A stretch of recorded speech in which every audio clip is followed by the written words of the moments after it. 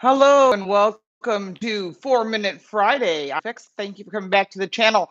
Typically, we do this taped, and subject is the UK is planning on banning gas, diesel, and hybrid cars by 2035. And this is going to impact more than just going to be real. I'll be answering your questions. I'll be giving you some information, so make sure to put your questions down below, and we'll be ready to answer them. Let me hit the chat bot here so we can get that going. Okay, it's really important. So we'll get that live feed posted. So make sure to sign in. If I miss your questions and you have questions later, put them down below. I'll answer it. So let's start off with the subject at hand. The UK, which is now with Prime Minister Boris Johnson, has decided that instead of their green initiative of waiting until 2040 to potentially eliminate all gas, diesel, and hybrid powered vehicles, we're going to back that up 5 years and move that to 2035. Now, that's kind of crazy, but other countries and other cities, 11 of them actually have said, we're going to do the same. They think this is the right thing to do. They think this is going to help the environment, even though we know cows and factories and a million other things cause more CO2 to the atmosphere than cars. Cars are just the easy pickings, but it's also the one that's going to impact you the worst. So I'm sure you've got some input on that.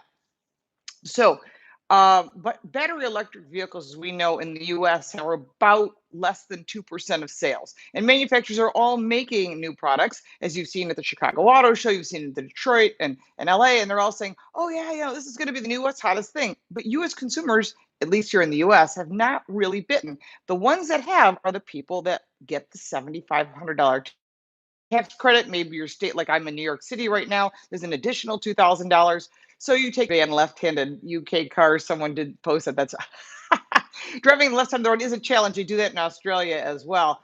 But that would be funny. I don't think that would be possible this late game to change all the traffic circles and everything. Um, but think about this. So now you've only got a battery powered vehicle. Well, it's great unless you live in the UK, as they call it, a flat or an apartment here in New York City. There's no place to plug in. I'm currently there's no place to plug in. There's no parking spots. It's alternate side parking like most people do. And don't let anyone kid you that big cities that nobody's got vehicles, because just look outside. You can hear the horns beeping right now. There are tons of vehicles here in the city. People live. So a recent study just more than 150,000, making well more than the pound. But I will tell average salary because otherwise everyone would be living there.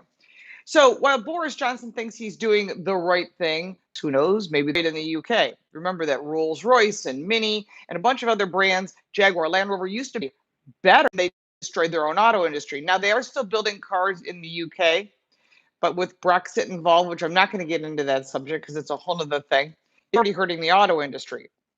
So how is this going to help when you're saying no more gas, no more diesel, no more hybrid vehicles? That's going to be a huge impact, not just to consumers, but to those people that need transportation. Because like in the UK, like here in the US, there's London, like we have something equivalent be New York City, but there's also the rest of the country. And the UK is a large piece of land. So you're telling people that live out way out in the country that they have to buy battery electric vehicles? Well, I'll tell you what the result of that will be.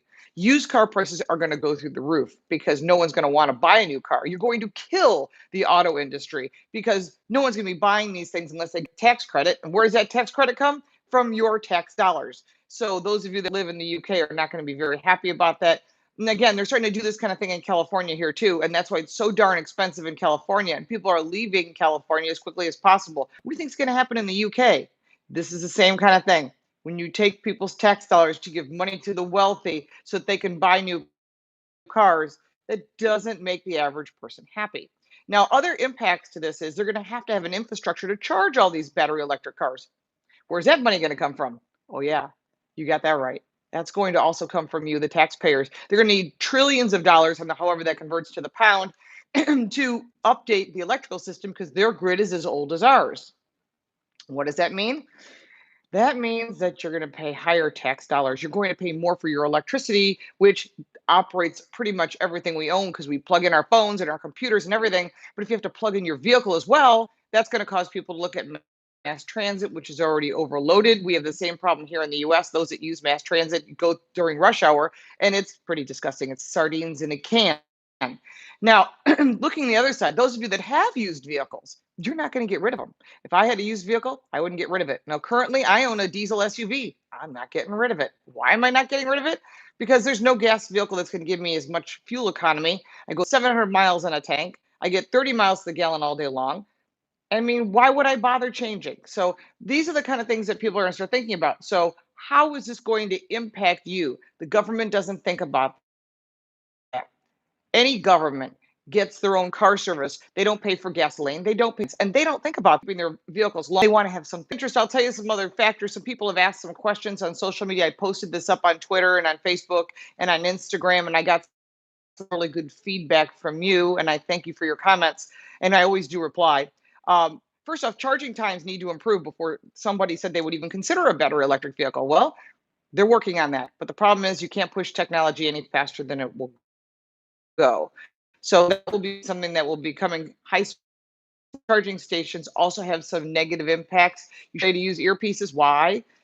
Because they claim it on a bank of batteries, and they're going to be charged at a high speed charging with a very high magnetic field. So these are all factors you need to think about.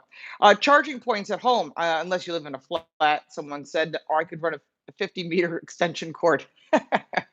That'd be interesting to watch it drop out of a 10-story building while someone's trying to plug in their little teeny car. Sure, they're rare earth minerals because they are rare, and they're cobalt, cadmium, lithium, and they own all of the mines, which are in Africa and they're in other places across the country, which are so dangerous. So again, that leads to the next person who commented, there's no recycling or replacement for those batteries. And those battery replacements are very expensive. And those are another huge factor that are not being addressed. And so when people are commenting, hey, I don't want to poison the earth because we don't have a recycle. To give you an idea, an example that's really easy to explain to someone who may not understand to human beings,